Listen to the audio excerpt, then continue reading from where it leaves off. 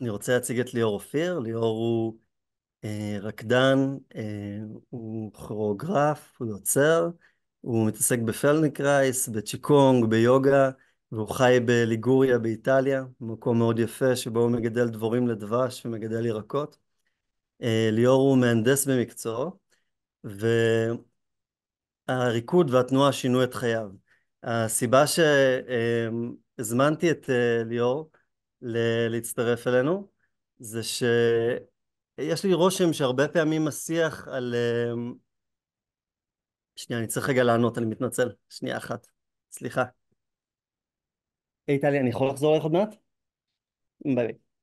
אז לצופים שצופים בנו עכשיו, אני בתורנות בבית חולים, בגלל זה אם יש מקרה חירום אז אני עונה, אז מתנצל על זה.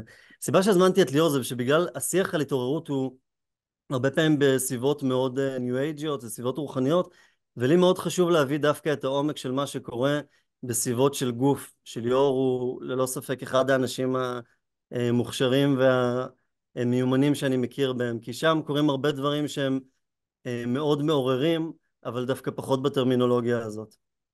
לכן הזמנתי את ליאור, מאוד שמח לשוחח איתו, אולי תכף הוא יספר לכם גם איך אנחנו הכרנו. והייתי רוצה להתחיל מהמשפט האחרון שכתבת בבחירה שלך לתאר את עצמך, וזה שהתנועה והריקוד שינו את חייך. אז בבקשה ליאור. אמ, אז אולי אני אגיד שאם נקשר את זה להתעוררות, אז עבורי באמת זה שפגשתי את הריקוד, את התנועה, עבורי הייתה התעוררות. אמ, אני אגיד התעוררות לפגוש את עצמי. אמ, ו- ואפילו בזכות מי שהיה המורה שלי הראשון, ועדיין אני מחשיב אותו המורה שלי, אריה בורשטיין, שמי שבישראל יש לו מזל שיכול לחפש ולמצוא אותו.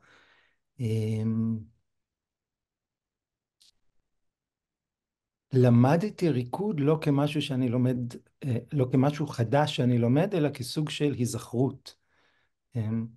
אולי בהקשר הזה, זה באמת, אני מקשר את הדבר הזה להתעוררות. אחרי זה אפשר לדבר, ואולי גם נדבר באמת בזמן הזה שיש לנו, על איזה מצב של, אני קורא לו ערות, שזה איזשהו מצב שאני חושב שראוי לחפש אותו, ואפשר למצוא אותו גם בריקוד. אנחנו בעולם של פרוביזציה והריקוד קוראים לזה הרבה פעמים נוכחות, presence, נוכחות ברגע. אבל העיסוק הזה בריקוד והתרגול שאנחנו עושים של המצב הזה בריקוד, עבורי ולדעתי זה בעצם משהו שאחרי זה לוקחים אותו לחיים. אחרי זה ולפני זה לוקחים אותו לחיים. זה דברים שאי אפשר להפריד אותם. אז התרגול הוא אחד, מי שמתעסק בריקוד מתרגל את זה דרך הריקוד, אנשים אחרים אני מאמין מתרגלים ומוצאים את זה, גם אני בכל מיני תרגולים אחרים. ואחרי זה זה משהו לחפש ולמצוא אותו. המצב הער והנוכח הזה.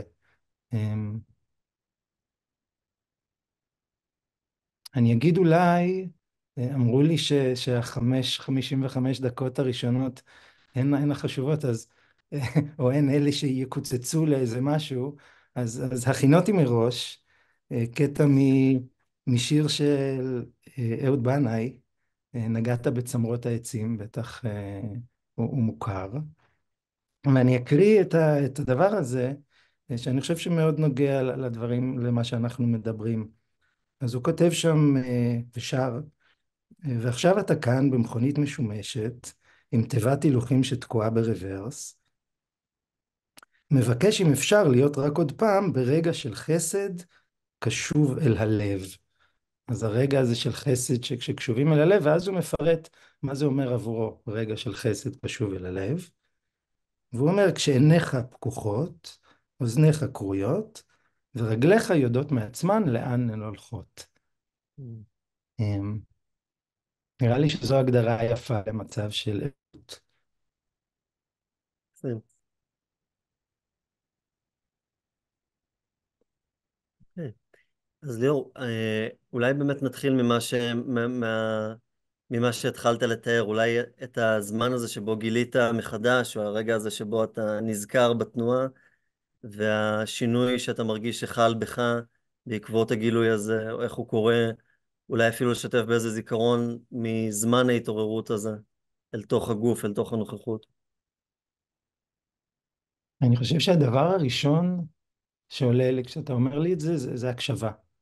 אמ, הקשבה שמופנית פנימה לעצמי, ואחרי זה דרך התרגול, גם היכולת להקשיב פנימה וגם החוצה, בו זמנית.